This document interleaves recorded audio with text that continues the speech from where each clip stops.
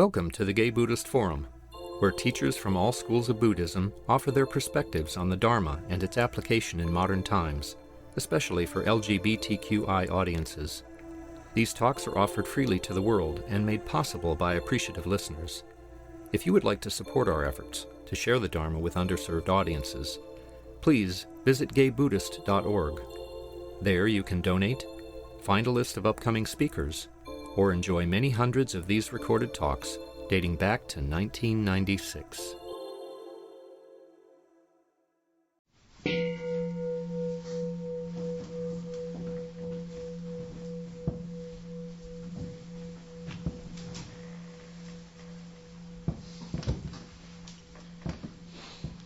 At this time, just before we hear from our Dharma speaker, it's our custom to go around the room and introduce ourselves to one another. I'm Marvin Snow. Peter. Douglas. Tom Bruein. I'm Carl Wolf.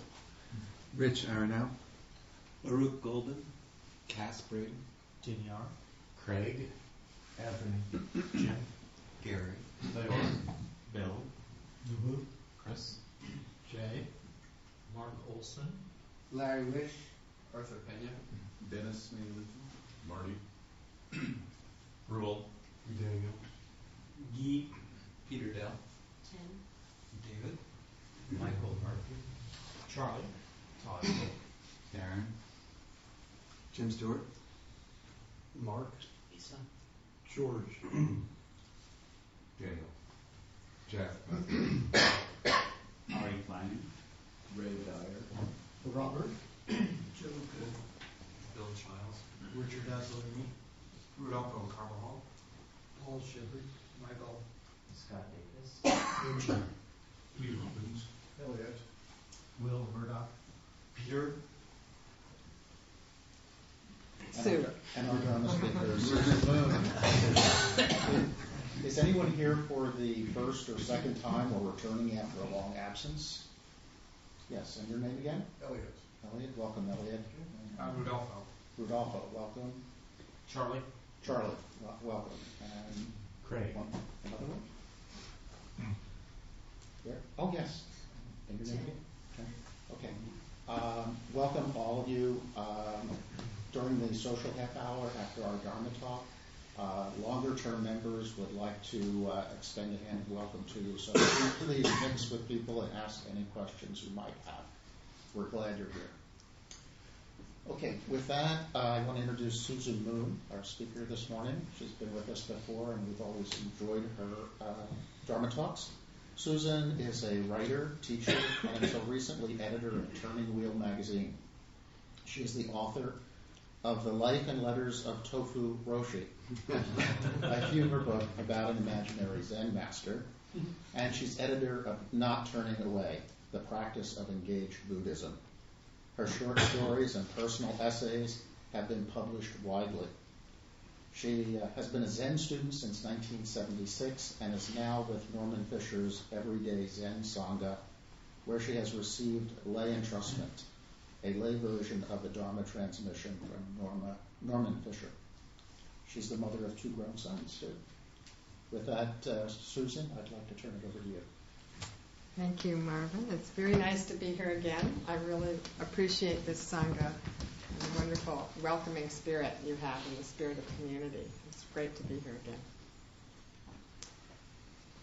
I wanted to tell you what happened to me on the way over here before I take up my topic for the day, because it was really intense. I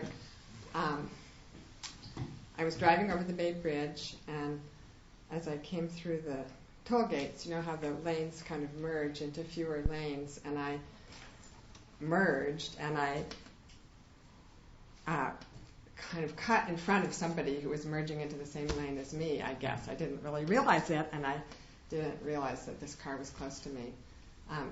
And I didn't put my turn signal on. I wasn't really changing lanes. But anyway, all of a sudden there was a loud honk behind me, and this person was obviously mad. And then a moment later, he pulled up beside me on the lane next to me on the right and started screaming at the top of his lungs, "You slammed my dogs into the fucking windshield! Pull over, pull over, pull over!" And he was really enraged. And I thought, boy, this is what you call road rage. And he just kept driving up on either side of me and going with his finger, "Pull over, pull over!" And I just kept going. I didn't really want to pull over and have a conversation. I'm really sorry. I kept mouthing. And then he'd pull over on the other side and kind of be right next to me, and then pull over on the other side and be right next to me, and keep pointing to the side of the road, pull over, and tailgating me. And then he went around, and I just sort of kept going, thinking, just keep calm, just keep going. And he went in front of me, and he went slower and slower and slower in front of me till we were came to a complete stop in the middle of the Bay Bridge. And cars were whizzing by, and I thought, well, I'm just not gonna play this game. And so some other cars stopped behind me, and they pulled around, and then I just sort of pulled around like I was another car and just kept driving. So what could he do, actually? I mean, he's enraged, but he's putting himself at risk if he's really going to try and run me off the road. And then as we approached Yerba Buena Island, he started in again, "Get off at the exit! Get off at the exit!" And I just kept driving. And I thought it was really good opportunity for practice. I was really... And I thought, is he going to follow me all the way to the Gay Buddhist Fellowship meeting? I'll get the guys to come out and protect me.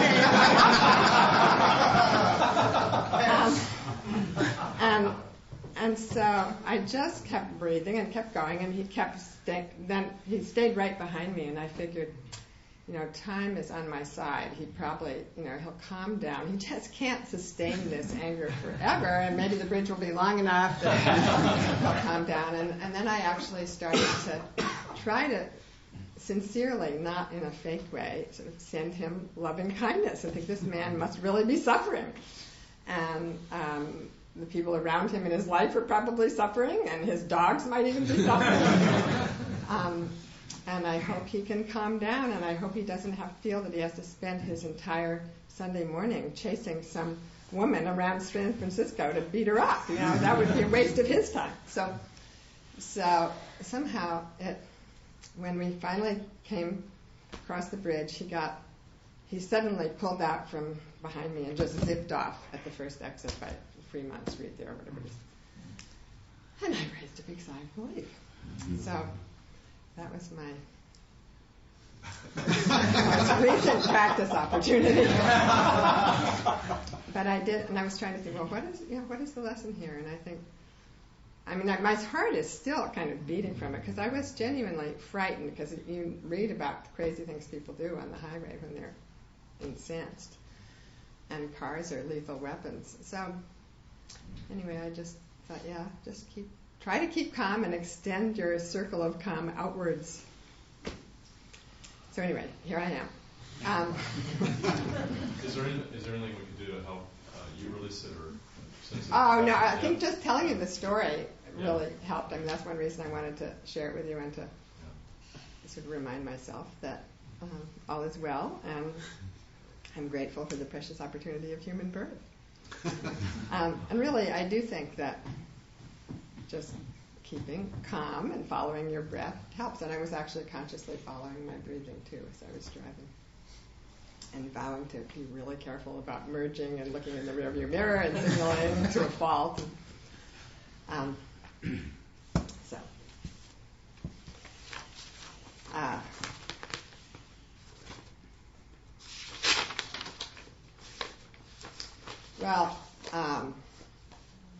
I don't know if the title of my talk went out, but anyway, my subject today is getting old.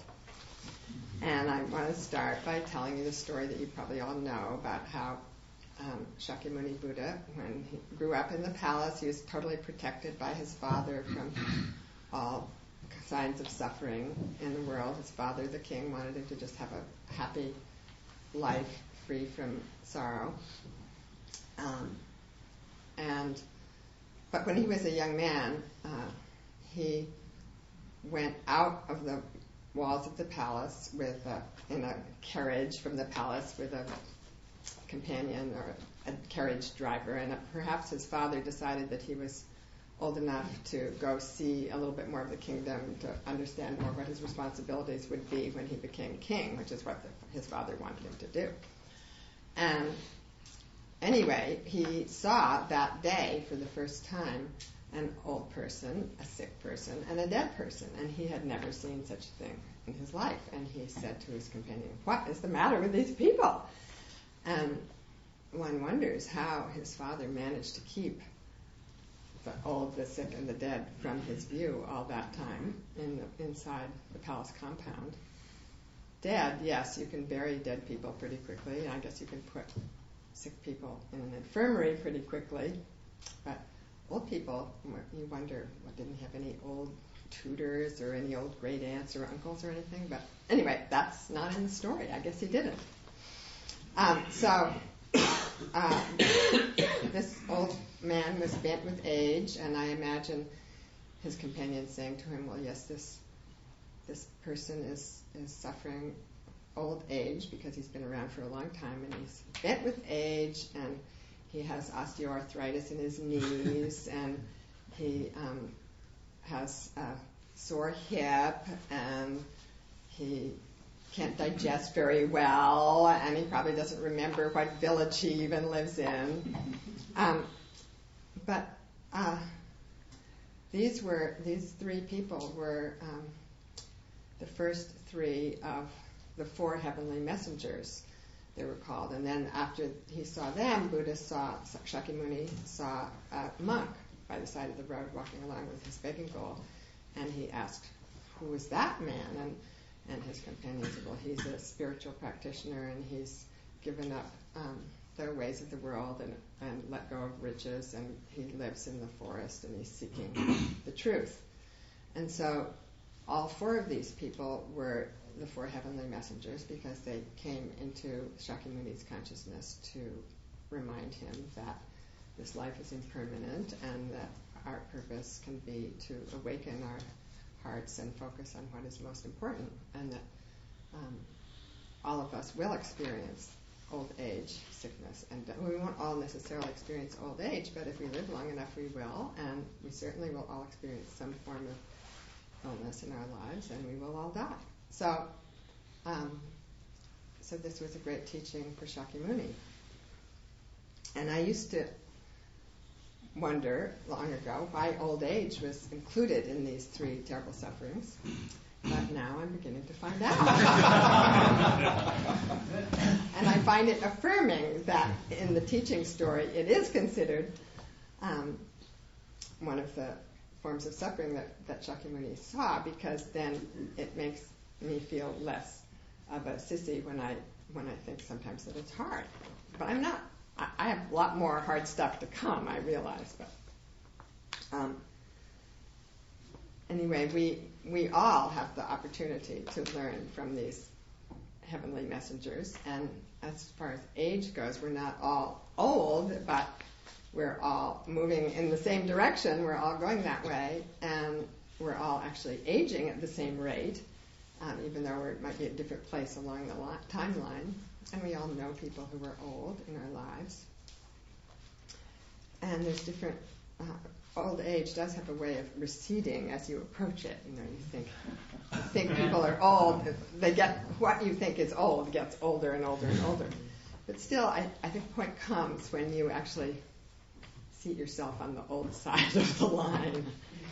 And I learned that gerontologists make the distinction between the young old and the old, which is kind of interesting. And it's not a distinction in years. It's that people who are old in years can be young old when they're still able to live their lives in a similar fashion that they have been, and they're not seriously disabled or unable to continue their fields of activity, and they're independent. And then when people become really infirm or disabled or frail and have losses that require much more help and more limitations on their life, they become part of the old. So there's a kind of different... And of course it's not a sharp division either. That too is a gradual continuum, but they're different aspects of aging. And I have been thinking about it myself. And old age is really, a lot of it is about loss. Aging is about loss, and loss of a number of different abilities and faculties. And loss is actually, every loss is a gate. I'm learning to think about that each time we lose something, and this doesn't apply just to the losses of age, it applies to any loss, the loss of a loved one or the loss of a job or whatever. There's also a gate there where you walk through into, okay, what's on the other side of this loss, and what am I waking up to now? So I think we can bring that awareness to the losses of aging as well. Some of the particular things that I would describe as the challenges of aging are, there's the cosmetic losses in a society where youth is so highly valued, which is perhaps one of the most superficial losses, but still it makes a difference to some people more than others, but you have a tendency to become kind of invisible. And I've noticed actually, I think probably, I don't know if women and men experience this particular thing differently, but anyway, just having gray hair is a sort of subliminal signal that is like a curtain coming down or something. And I've noticed sometimes I dye my hair red on occasion, and I notice that I am actually less invisible. People say hello to me more in the post office or something like that. I mean, it was kind of I was surprised by how much of a difference it made last year when, just for the heck of it, I dyed my hair kind of a bright red. So there is something real that's different there. But then, more significantly, there's real discomfort. There's physical discomfort that can come from aging, and I don't need to tell you what they are. I myself do have a lot of arthritis in my knees, and last time I was here, I was sitting on the floor, and now I'm sitting in a chair, and I can't do the kind of strenuous hiking that I used to really enjoy, so that's a loss. And then, more frighteningly, there is also loss of mental abilities that we're used to thinking of ourselves as having, and it's kind of a litany. People complain to each other as they get older about losing their memory, and lots of jokes about not remembering people's names and things. But it can be frightening, and it can be more or less extreme, and I am certainly experiencing that too. I've noticed myself doing things like, for example, I don't trust myself anymore. I don't trust myself to remember to do things, so I don't trust that I remembered to turn off my cell phone, so I just turn it on instead, or I pay a bill twice, or I can't remember where I parked the car, or things like that.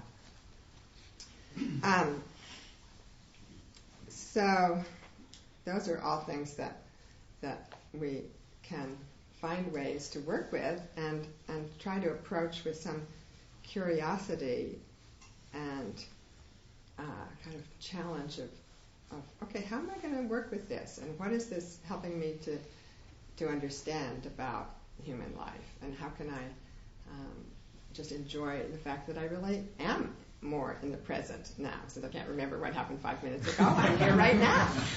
And if I tell my friends the same story over and over again, I'm hoping that their memory is as bad as mine, and they're hearing it freshly as if for the first time.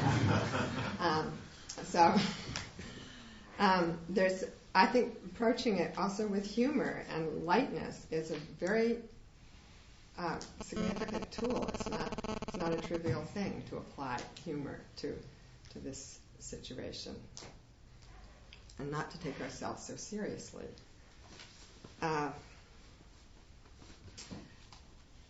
Actually, I wanted to read you this speech that I know will be familiar to many of you, from Shakespeare, from As You Like It, and it's about the 7 ages of man. And I love it because it helps put a perspective on old age as just part of the impermanence of life. All these different stages are impermanent, and they each have their difficulties. And in this speech, each of the 7 ages is kind of made fun of and shown to have its own problems.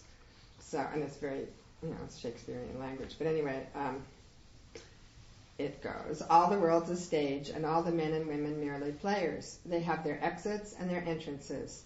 And one man in his time plays many parts, his acts being 7 ages.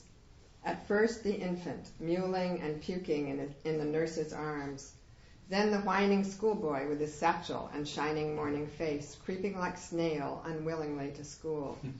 And then the lover, sighing like furnace, with a woeful ballad made to his mistress' eyebrow.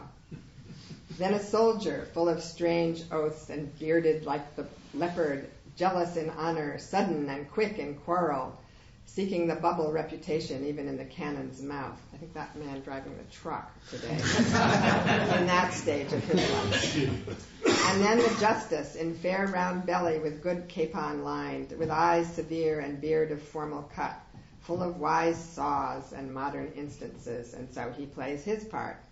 The 6th age shifts into the lean and slippered pantaloon with spectacles on nose and pouch on side, his youthful hose well saved, a world too wide for his shrunk shank, and his big manly voice turning again toward childish treble, pipes and whistles in his sound.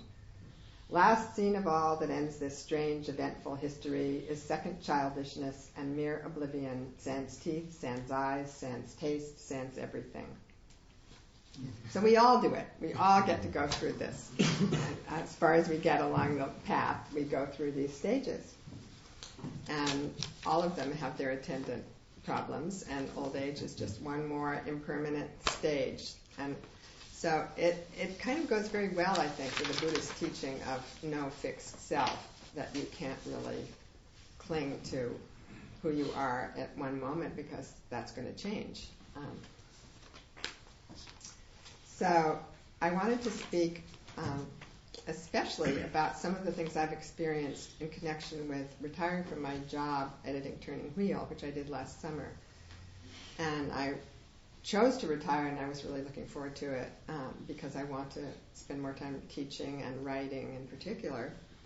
And I've done that, and I do not regret having retired from that job at all. But it has been much, much more challenging than I expected, and I was kind of shocked to discover how attached I was to having this identity and this community and this sense of structure in my life. And now I've had to let go of that, and I have to kind of make it up afresh as I go along in a way, and I have to decide what to do first when I get up in the morning, and I have to create my own structure and sense of purpose. And I'm busy with lots of projects that I care about and that are meaningful, but it's not the same as having this sort of handy label that feels purposeful. And I didn't really expect that. I thought, it was humbling to see that this is something I'm dealing with. So that again is a really strong teaching about not being too attached to these identities, because they do change. And how is this gate that I've gone through in retiring from that job, how is this a gate and a new opportunity for me? And so I am experiencing it as a time to get to ask afresh really the question about who am I actually, and what is actually going on right now, and to wake up intensely in this moment. Because if you keep doing the same thing year after year after year, and you have the same identity year after year after year, and you don't let it change, it can become a kind of rigid box that you're in, even if it's wonderful. And maybe you're losing the opportunity to really be awake. So And when we do continue doing the same thing, that's wonderful, and then we have jobs, families, responsibilities that continue the same, and we keep those, that's good too. But how do we, then you still have the question of how do you stay awake and fresh in that life?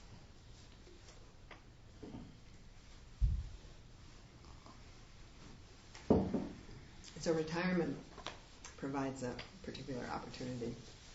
And I don't like the word retirement because it sounds it sounds like a has-been. Oh, she's retired. Oh, she's not doing anything anymore, huh? I mean, what does it mean to stop doing one thing and then you take up something else? So I'm not retired in the sense of just being on the margins, and yet I am on the margins of what I was doing before, and as we get older, all of us, I think, we move over to the sidelines more of what's really turning the wheels of the society, and that's another part of getting old and of letting go of jobs and identities that we had that is a challenge. So, and for me, if a brick fell on my head, there wouldn't be any important social event that couldn't happen. I mean, some writing workshops would have to get canceled, but somebody else is editing a magazine. It's not as if the society would come to a halt anymore, and it wouldn't exactly have come to a halt when I was still editing Turning Wheel, but still I felt that I was a part of the ongoing work in the social world. So that's a big change, and it's also a big opportunity.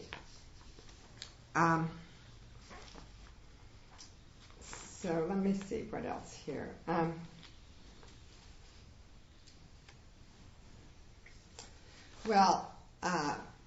Thinking about how we can contribute, whatever age we are and whatever kind of work we're doing, there are ways that we each can be making a contribution. And I've been thinking, what is it now to be an older person? And one can be mentoring, and one can be encouraging, and one can also just be modeling being an old person, continuing to function and live your life with some equanimity and continuing to practice. And I talked with Blanche Hartman, who's, some of you might know her. She's a Zen teacher at San Francisco Zen Center. And she's one of the senior teachers there. She's a wonderful person. She's been active politically as well. And she's in her 80s, and her husband, Lou Hartman, is in his early 90s. And they live at City Center, and they've been practicing there for probably 50 years. And they both just keep on practicing. And I was talking to Blanche and asking her about aging and saying, well, how do you work with this? I really admire you. And she said she just feels that it is important to keep on practicing, to keep on showing up, to keep on being there, and that she tells herself what her teacher, Suzuki Roshi, told her many years ago, just as a general principle, just make your best effort in every moment. So whatever age you are, you can make your best effort in every moment. And I find that a really helpful thought. And if you're old and lame, making your best effort looks different. Maybe in the position that you sit in looks different, or what work you can do in the Zen Center looks different, but it's still the same wholehearted effort. And if it's wholehearted and if it's your best effort, then you can't possibly be doing better than that. Lou, her husband, is quite frail physically, and he walks with a cane and very, very slowly. Takes half a step with each step, and it takes a long time for him to take each step. But he goes to Zazen, he follows the schedule, and it's just wonderful to have him there. and his spirits are good.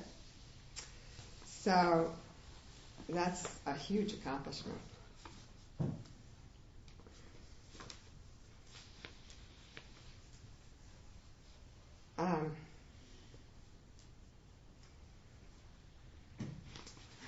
I wanted to read you, or tell you a little quote from Yeats, who wrote a lot about old age and kind of raged against his own old age and how painful it was for him to get old and have regrets and not to have won the love of the woman of his heart and so on.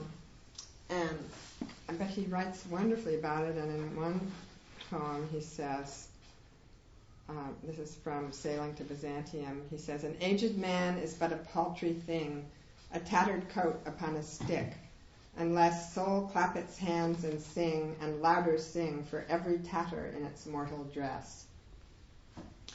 So I think that too is a very mindful approach, where he's saying, yeah, I'm old, my mortal dress, this body is really tattered, and I'm going to just celebrate it, and I'm going to be in it, and I'm going to say, right on, wrinkles, and here I am, I'm in it, and it's tattered. I mean, he's not making nice about it, but he's awake and accepting, and so we can all do that. Let our souls clap hands and sing for our own tatters, whatever they might be, to really accept where we are right now and not to turn away from it.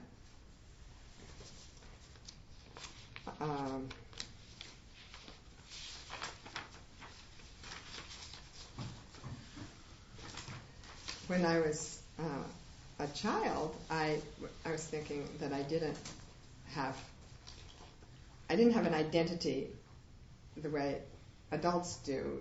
Children don't. They don't have some job label, or they don't have to say,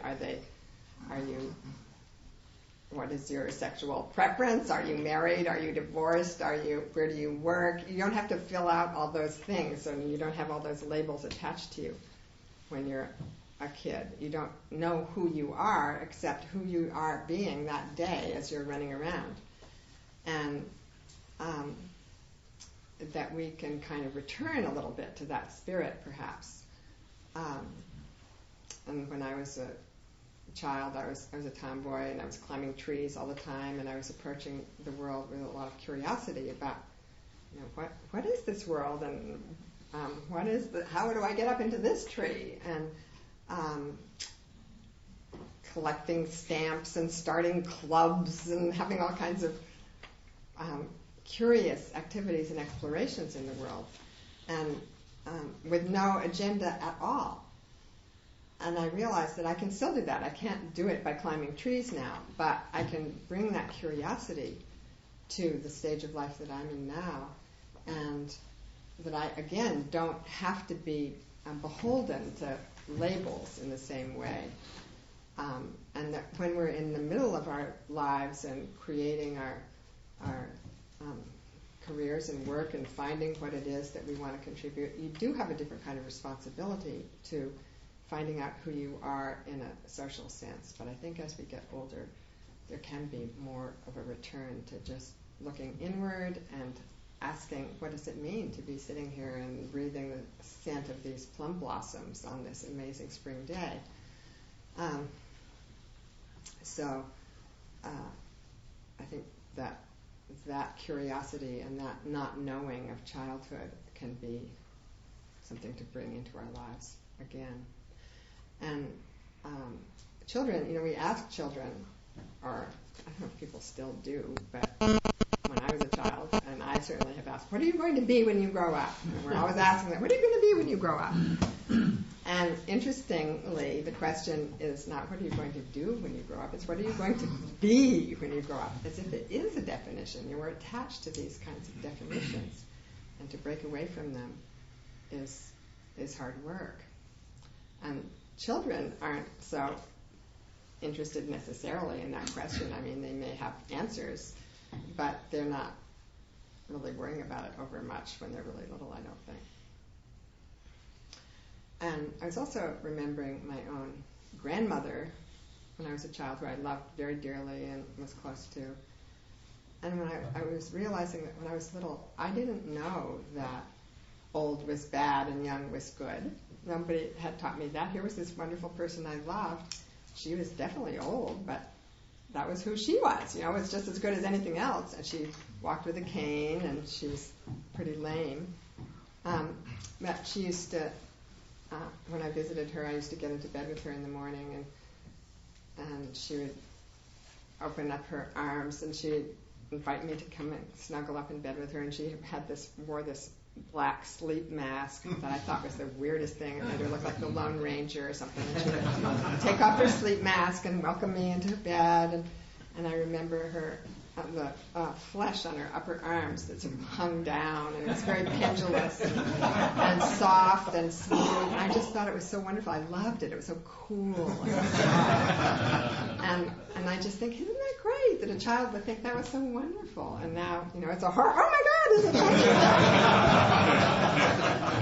So now I have a granddaughter, so I can go like this to her.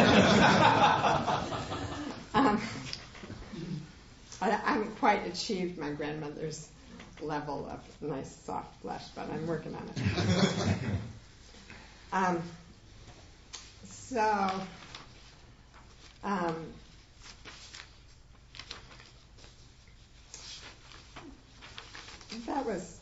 That's the main thing I wanted to bring before you, and I have a couple of quotes that I just pulled off the internet that I thought I'd share with you too for fun. Well, this friend sent me some comments about senility or something, or aging. So here's a little joke. One woman says, "I feel like my body has gotten totally out of shape, so I got my doctor's permission to join a fitness club and start exercising. I decided to take an aerobics class for seniors. I bent, twisted, gyrated, jumped up and down, and perspired for an hour. But by the time I got my leotard on, the class was over."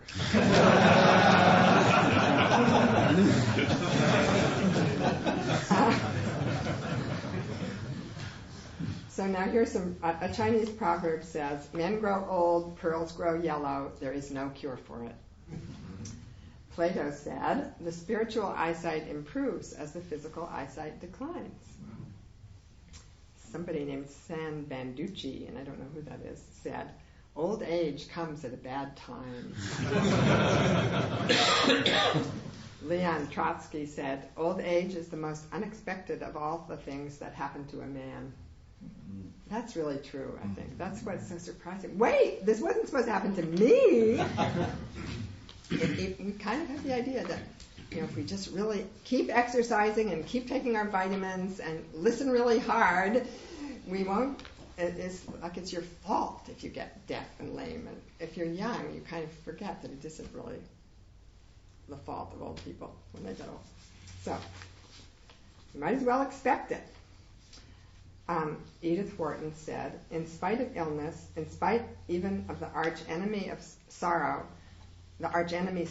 one can remain alive long past the usual date of disintegration if one is unafraid of change, insatiable in intellectual curiosity, interested in big things, and happy in a small way." And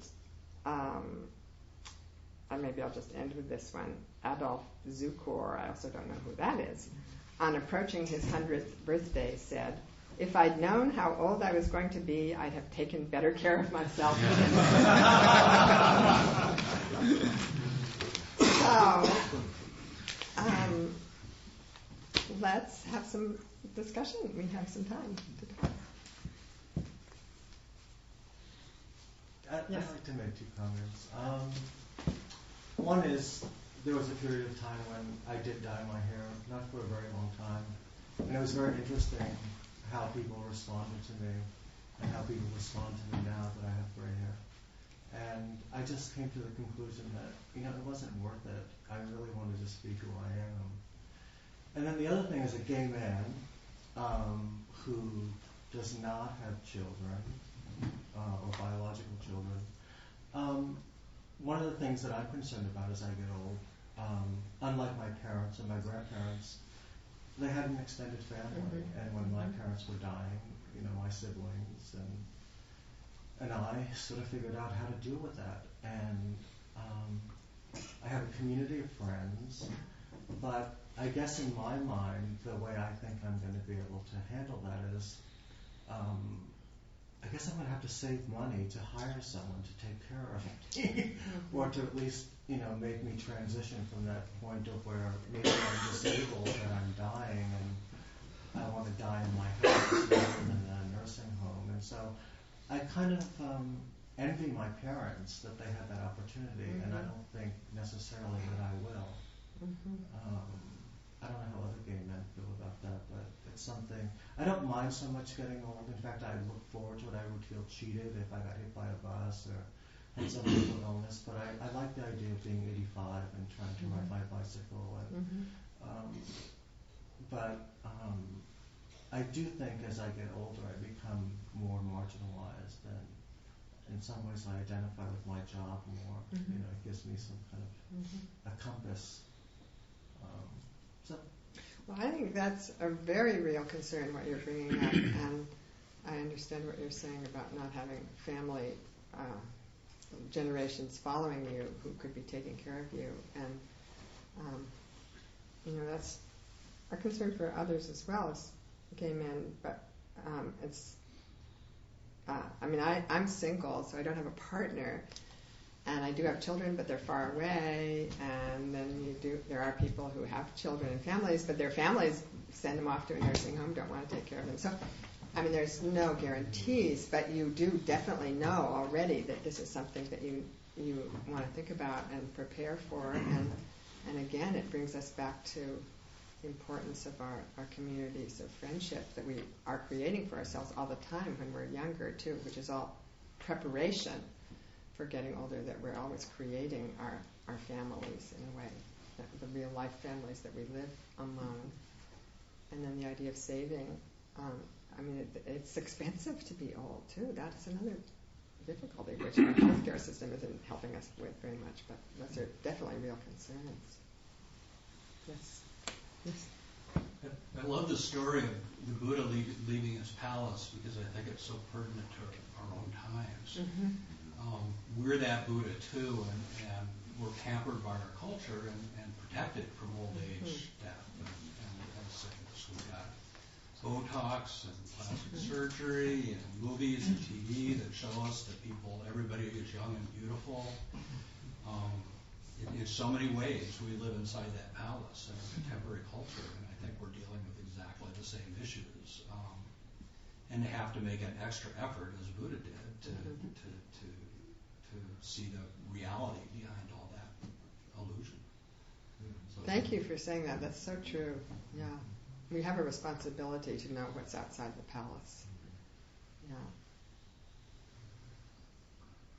Yes. Just, kind of a humorous thing that I'm 63, and I knew I was getting old like about 3 years ago. People started calling me sir. My name's Paul. I'm not a sir. Yeah. And how did it feel to? Well, it felt bad. Well, that's what I meant. I crossed that line, and now. But on the other hand, it was like, why don't people show that kind of respect down the line? Actually, I kind of liked it because there's a part of me that liked it because it came from a place of reverence that I was old. And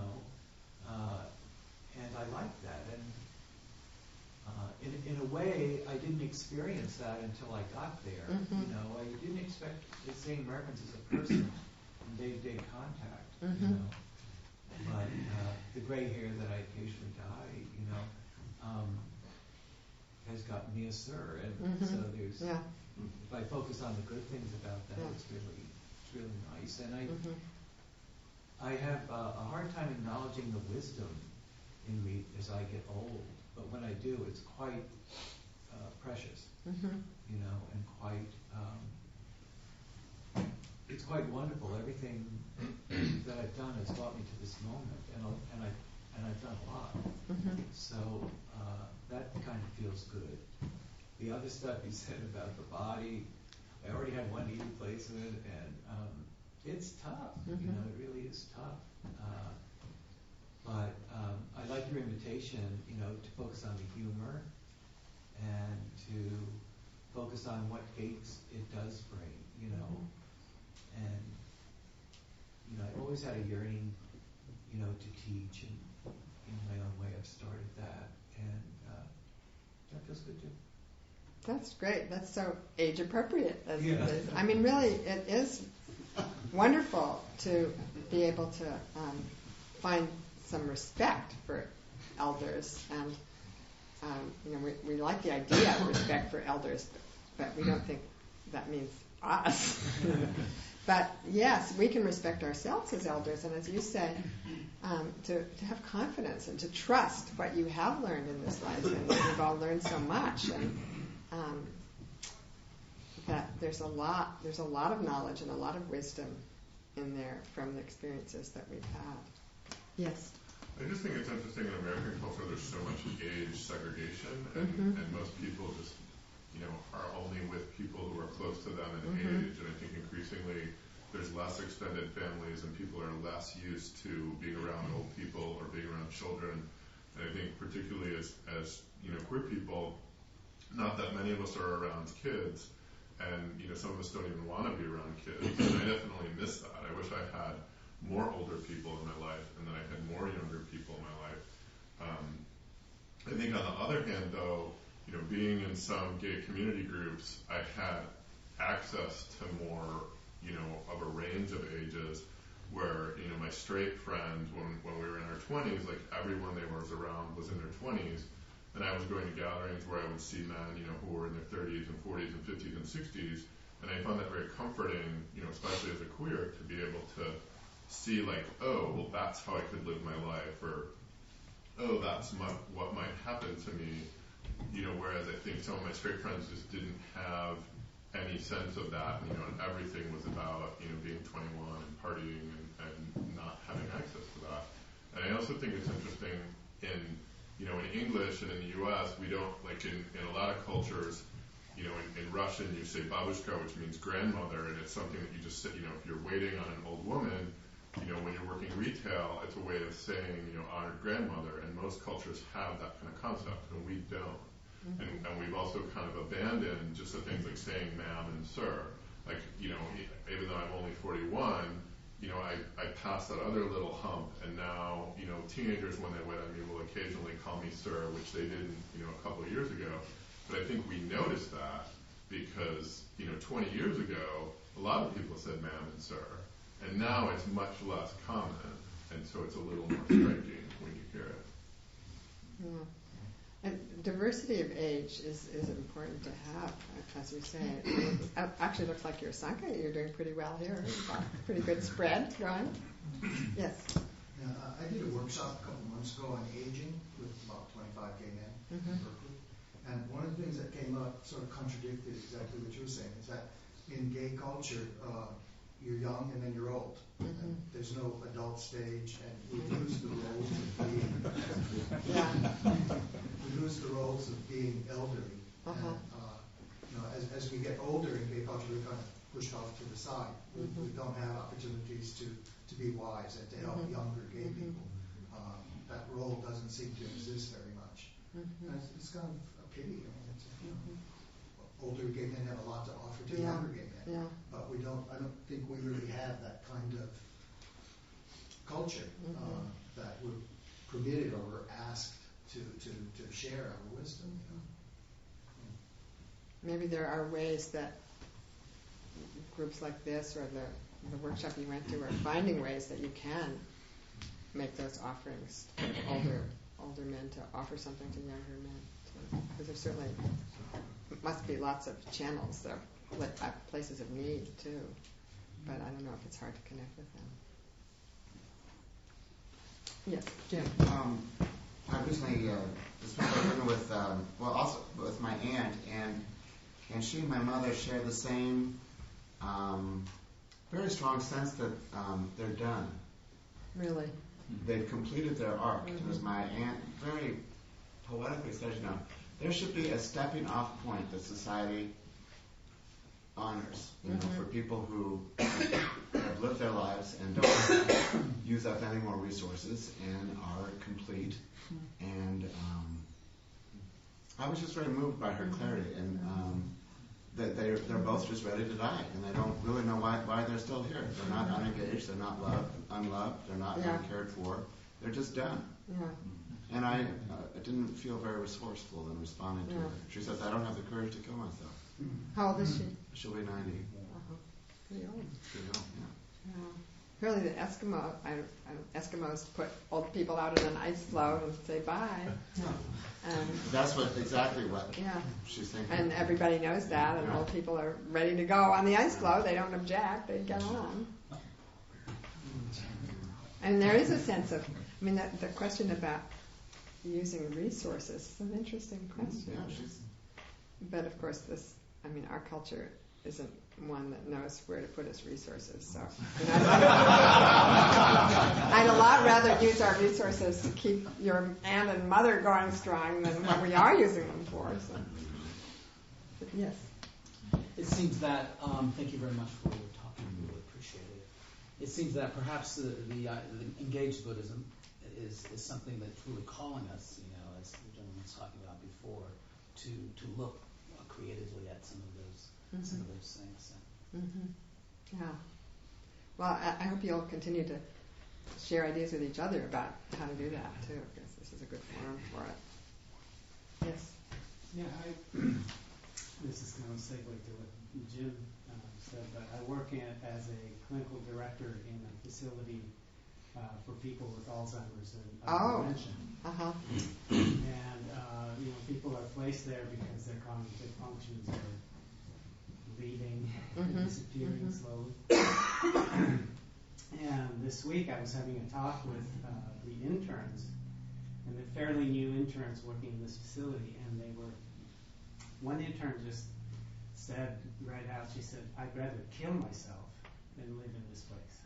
Wow. And it was a very strong statement. And I think I was really struck with I think it's the suffering of taking one's life versus the suffering of living in this place.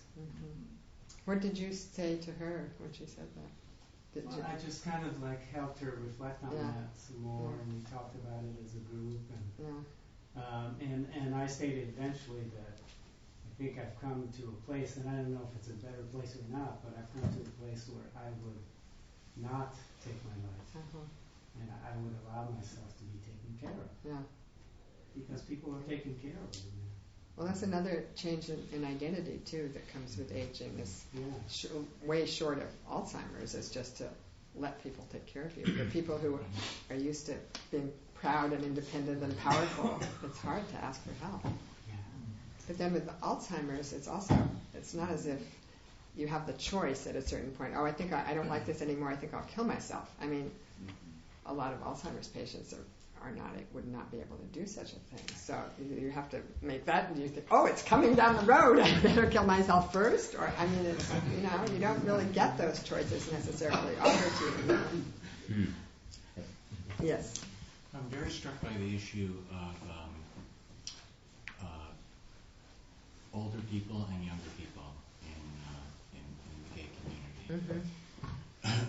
Because I do think that relationships and connections in that way are very much lacking, and I think it's a loss, and I think our community could be much richer if we had more of it.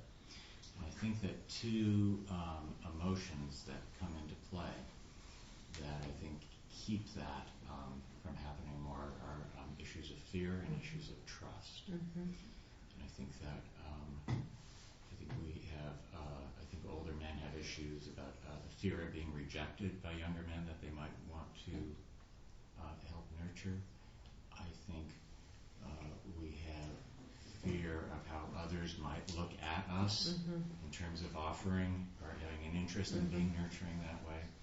I think that we have fear within ourselves at times as to maybe exactly what we're up to, or taking other people's projections onto us.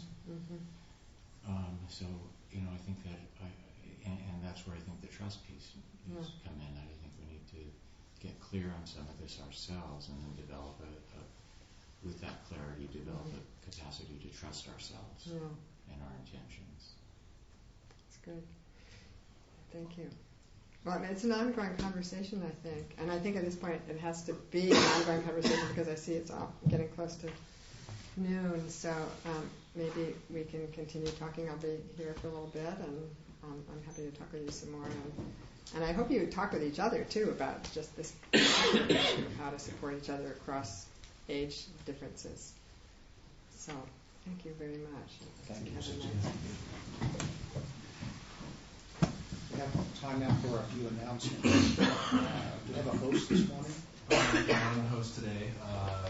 There's apples and some carrot cake that's sweetened with honey, but it's not vegan. If you have tea, please wash out your cup and put it away on the rack to dry. I'm going to be coming around with the Donna Bowl. The suggested donation is $5 to $8, but there's no requirement for that. There's a sign-up sheet, so if you're new members and you're visiting us and you want to keep in touch with the Sangha, please sign up on there. And there's also that same sign-up is used for the GBF directory. If anyone here hasn't signed up and would like to, please put your name on there and indicate whether you'd like to actually be in the directory or not. And at the end of the social time, people are going to sort of gather for the door who plan on going out to lunch later, so if you'd like to join them. Any other announcements? Michael? Yeah, my name is Michael Murphy, and I'm the coordinator of the annual GBF retreat. And the dates have been set for this year. It's going to be September 19th through the 21st at Vajrapani Institute. So save those dates, and I'll be making further announcements in weeks to come. Susan? I had an announcement about a writing workshop I'll be teaching. I put some flyers out next to the Donna Bowl. It's a weekend workshop in Southern California at a Buddhist retreat center called Manzanita Village, which is a wonderful place. I'm teaching there with Catriona Reed. So pick up a flyer if you're interested or know somebody else who might be. It's a really great place. A couple of months ago, the AIDS Health Project, which is on Market Street, I'm sure most of you know about it, had a one-night seminar on gays and aging. And it was really interesting. They had a guy in his 70s, one in his 60s, one in his 50s, 40s, 30s, and a 23-year-old guy. And they were asked the same questions. And it generated so much interest that night that they are now starting, this month, a workshop on gays and aging, ongoing support group, I guess they're calling it. So if you're interested, you can get in touch with the AIDS Health Project on Market Street. Yes. I have two announcements. The speaker for next week is Lynn Maslow, and some of you may know him. Before he moved up to Marin, he was a member of the Sangha. He was ordained in 2006 by Jakudo Lewis Richmond. He follows the Zen tradition. He spent a lot of 2007 living at Green Gulch.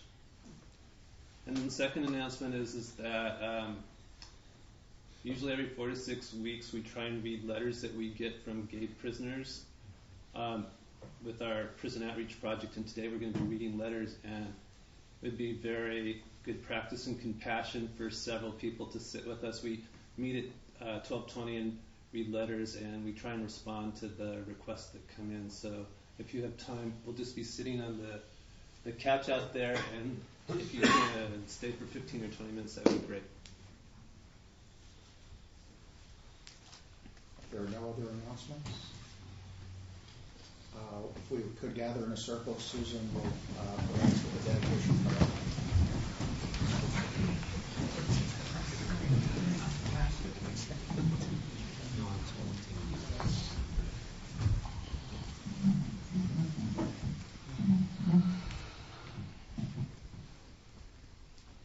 We dedicate the merit of our practice to all beings, and particularly today, we dedicate the merit to all those who are suffering from the infirmities and disabilities and losses of age.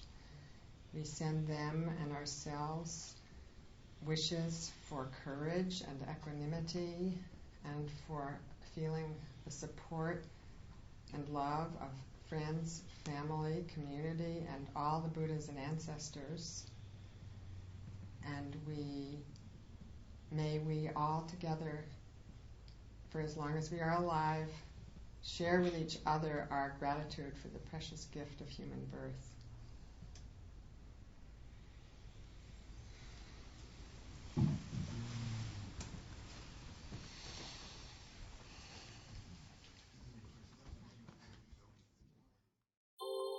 Thank you for listening to the Gay Buddhist Forum. If you would like to hear several new talks per month and be notified of upcoming speakers so you can participate live, please subscribe to this podcast, like us on Facebook, and join our mailing list by visiting gaybuddhist.org.